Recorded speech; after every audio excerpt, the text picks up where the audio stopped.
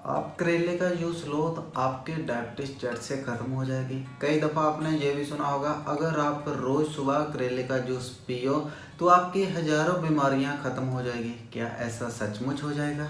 ये जानने के लिए करेला हमारे लिए कितना बेनिफिट है, क्या ये डायबिटीज़ को जड़ से ख़त्म कर सकता है, आप मेरे साथ वीडियो के एंड तक जुड़े रहिए। नमस्कार, मैं हूं doctor Manveer Singh. Welcome to clinical Ayurveda channel.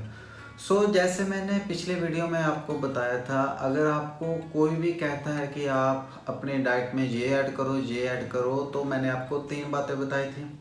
आपको कोई भी चीज़ ऐड करनी है तो आपको उसके सबसे पहले देखनी होगी न्यूट्रिशन वैल्यू, उसके बाद देखनी होगी उसकी पीएफ वैल्यू, एंड थर्ड उसका देखना होगा ग्लिसमिक इंडेक्स। थर्ड उसका ग्लिसमिक लोड क्या रहता है। हाँ, अगर आपको मैंने जैसे जो पिछली वीडियो में क्राइटेरिया बताया, अगर वो फुलफिल करती है तो आप उसे एज ए डाइट में ऐड कर सकते हैं। तो हम जब इस करेले का एनालिसिस करते हैं तो सबसे पहले हम इसकी न्यूट्रिशन वैल्यू देखेंगे। ये वेजिटेबल होने के कारण मॉइस्चर से भरपूर रहता है और इसमें जो वाटर कंटेंट 94% वाटर कंटेंट पाए जाते हैं। कार्ब्स इसमें 3.7% पाए जाते हैं। प्रोटीन मात्र 1% पाया जाता है और फैट इसमें 0.2% पाई जाती है और इसमें ऐश 1.1% पाई जाती है, जिसे हम मिनरल भी कहते हैं। इसके बिना इसमें कुछ फाइटो न्यूट्रिएंट्स होते हैं जो बहुत ही मिन्यूट अमाउंट में 0.001% में पाए जाते हैं। अब बात करते हैं इसकी पीएफ वैल्यू फाइंड करने की कोशिश करते हैं। ज़्यादातर सब्जियों की पीएफ वैल्यू इररिलेवेंट रहती है। इररिलेवेंट इसीलिए रहती है क्योंकि इनमें मॉइस्चर कंटेंट ज़्यादा है, 94% तो इसमें वाटर कंटेंट ही रह जाता है, इसलिए पीएफ वैल्यू इनकी ज़्यादा इंपॉर्टेंस नहीं रखती। अब करेले के ग्लिसमिक लोड को फाइंड करते हैं। अब 100 ग्राम का इसका हम ग्लिसमिक लोड निकालने के लिए वही वो पुराना फार्मूला जो मैंने पिछली वीडियो में निकाला था। इसका ग्लिसमिक इंडेक्स, मोस्ट वेजिटेबल का ग्लिसमिक इंडेक्स 25 से 30 के बीच रहता है। हम इसका एवरेज 30 ले लेते हैं इनटू टोटल कार्बोहाइड्रेट की मात्रा इसमें 3.7% है, डिवाइड बाय 100। तो ऑन एन एवरेज ये हमारा 10.11 अप्रोक्स परसेंटेज निकल आई। बहुत कम मात्रा में इसका जो ग्लिसमिक लोड रहता है। हम इसे एज ए डायबिटीज रिवर्सल के डाइट में इस करेले को हम ऐड कर सकते हैं। ये बात तो अब इसकी हो गई न्यूट्रिशन वैल्यू की, पीएफ वैल्यू की और अपने इसके ग्लिसमिक लोड की। हाँ, ये क्राइटेरिया पास करता है, हम इसको डायबिटीज में ले सकते हैं। अब बात करते हैं हम इसके मेडिसिनल वैल्यू की, इसके थेरेपेटिक वैल्यू की। क्या एज ए मेडिसिन हम इसको यूज़ कर सकते हैं या नहीं। किसी भी प्लांट को मेडिसिन वैल्यू में यूज़ करने के लिए उसके एक्टिव इंग्रेडिएंट्स बहुत इम्पोर्टेंट होते हैं। इस करेले में कुछ फाइटो न्यूट्रिएंट्स पाए जाते हैं जिसमें अपने एक्टिव इंग्रेडिएंट्स इसके पाए जाते हैं। इस करेले में 15 से 30 एक्टिव इंग्रेडिएंट्स होते हैं। इनकी अमाउंट बहुत ही कम मात्रा में होती है, मात्र 0.001% होती है। इन 15-20 में से जो 3 मोस्ट इम्पोर्टेंट है, जो बेनिफिशियल है, वो हम उसको लेकर चलते हैं। इसमें फर्स्ट जो आता है एक्टिव इंग्रेडिएंट्स वो है चेरिटिन, सेकंड इसका जो है पॉलीपेप्टाइड बी, एंड जो थर्ड है विसिन। इन एक्टिव इंग्रेडिएंट्स में भी जो मोस्ट बेनिफिशियल इंग्रेडिएंट्स है वो है चेरिटिन।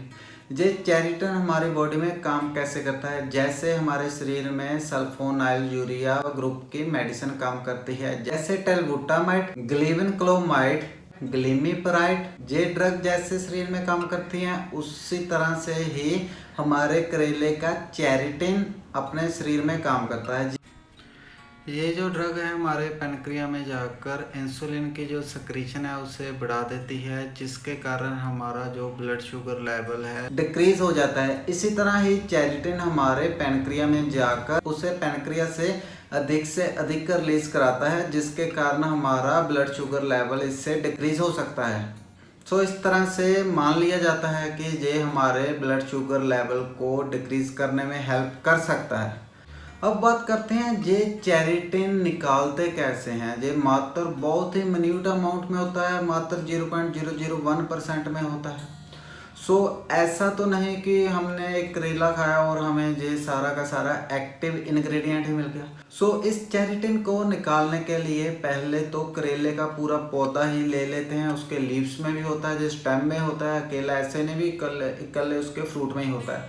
उसको लेकर सुखा लिया जाता है। सुखाने पर उसमें पहले 94% तो वाटर कंटेंट था, वो तो सूखने पर ही अलग हो गया। फिर इस ड्राई पाउडर को अल्कोहल के साथ मिक्स किया जाता है, क्योंकि ये वाटर में सॉल्युबल नहीं होता, अल्कोहल के साथ ज़्यादा सॉल्युबल होता है। फिर उस अल्कोहल को छानकर अलग कर लिया जाता है। फिर उस अल्कोहल को इस एक्टिव इंग्रेडिएंट से अलग कर दिया जाता है और उस एक्टिव इंग्रेडिएंट की टैबलेट बनाई जाती है। और वो जब उस टैबलेट को हम खाते हैं तो वो हमारी सल्फोनाइल यूरिया ग्रुप की तरह काम करती है और हमारे ब्लड शुगर लेवल को नीचे ला देती है। अब बात करते हैं जो हम डेली लाइफ में पीते हैं करेले का जूस, वो कितना इफेक्टिव है। करेले का जूस बनाने के लिए अक्सर हम उसे छोटे छोटे पीसों में काट लेते हैं, उसके बीज को अलग कर देते हैं, थोड़ा सा उसमें नमक डाल देते हैं ताकि उसका थोड़ा सा कड़वापन कम हो जाए। फिर उसको हम मिक्सचर में घुमाते हैं जब तक प्रॉपर जूस बन जाता है, तो हम उससे पीते हैं। वो पीने में बहुत ही कड़वा होता है, लेकिन फिर भी आपको होता है अभी हमारी डायबिटीज इससे जड़ से ख़त्म हो गई, हमारी डायबिटीज चले जाएगी, फिर भी लोग इसे पीना पसंद करते हैं। अगर चलो क्या हो गया, अगर कड़वा है हमारी डायबिटीज तो जा रही है।